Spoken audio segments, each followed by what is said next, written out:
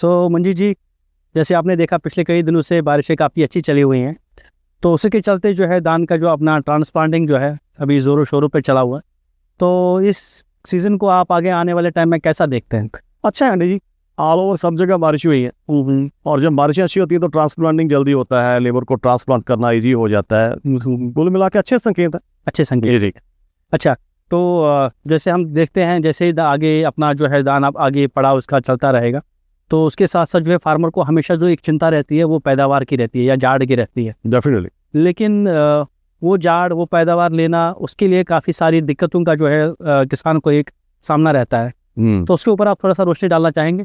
देखिए क्या है कि ये बिना शर्त का बिजनेस है, तो इसके अंदर नो डाउट वेदर और सारी चीज़ों को देखते हुए वो दिक्कतें आती रहती हैं और आ सकती हैं, लेकिन कोई भी दिक्कत कोई भी चुनौती उसका सामना किया जा सकता। तो फार्मर जैसी ट्रांसप्लांटिंग करता तो उसके पास एक विश होती है, उसको लगता है कि मेरे खेत में ज़्यादा से ज़्यादा शाखाएं टिलर्स आए जिससे वो अच्छा जाड़ ले पाए। पर ये अगर हम बात करें ये अपना जो है ज़्यादा शाखाएं आना, क्या ये पॉसिबल है, बढ़ा सकते हैं? इसलिए मैंने बोला कि देखो इसको दिक्कत क्या है, ये इधर दिक्कत क्या है। दिक्कत इसलिए बोल रहा हूँ मैं कि देखो शाखाएं आती हैं और वो बीज के अंदर समर्था होती है, बीज के अंदर जो गुण होते हैं उसके हिसाब से जितनी शाखाएं आती है, लेकिन वो शाखाओं में से जो प्रोडक्टिव टिलर जो बनते हैं वो कितना आपका आता है। बिल्कुल, वो कितना आता है उसके ऊपर जाट डिपेंड करता है और वो उनको बढ़ाया नहीं जा सकता।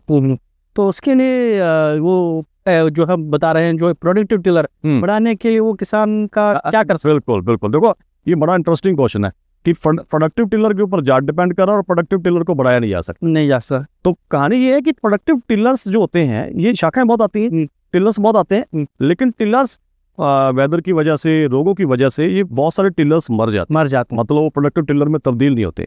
तो उनको रोका जा सकता, कम किया जा सकता।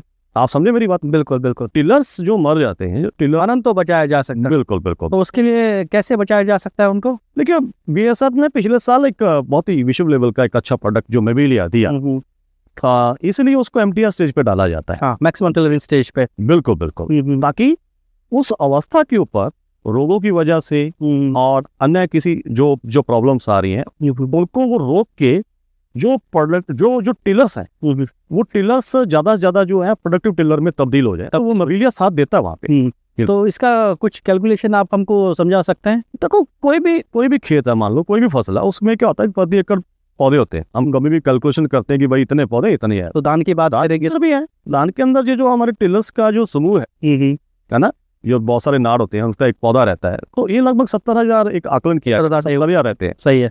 अब आप सोचो कि मेबेलिया का छिड़काव किया सही समय, अगर एक टिलर भी मरने से बच गया, एक टिलर भी प्रोडक्टिव टिलर में तब्दील हो गया, तो 70,000 टिलर हम लोगों को एक एक्स्ट्रा मिल गए। ओके जी। और वो 70,000 टिलर से क्या होगा? मुंजरे आएंगी, दाने आएंगे।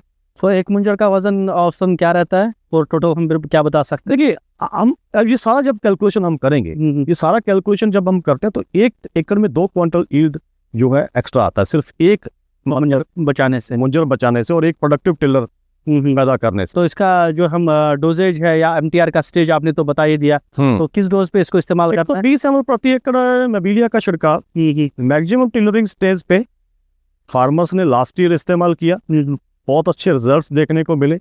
इस साल फार्मर्स इस प्रोडक्ट का पूरा सही समय पे इसका इस्तेमाल करने के लिए हद से ज्यादा इंतजार कर रहा है और इसको 120 ml प्रति एकड़ का छिड़काव कर सकते हैं जी। तो खाली यही एक चुनौतियां रहती हैं अपना पैदावार हासिल करने के लिए कि कुछ और चुनौतियां भी जो है? ऐसा नहीं, दिक्कतें जो है फार्मर, अगर एक ही चुनौती होती तो मेरे को लगता है शायद ये जंग जीतना बहुत आसान। क्या होता है कि जैसे ही हम लोग दूसरे पड़ाव में चले जाते हैं ना, हमारा धान जैसे प्री बुटिंग स्टेज में चला जाता है, तो उसके अंदर आपको पता है भोजन बनना शुरू हो जाता है और बहुत कुछ होता है उसके अंदर, फिर अगली चुनौतियां और स्टार्ट हो जाती हैं।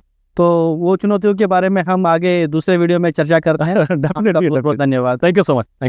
Thank you.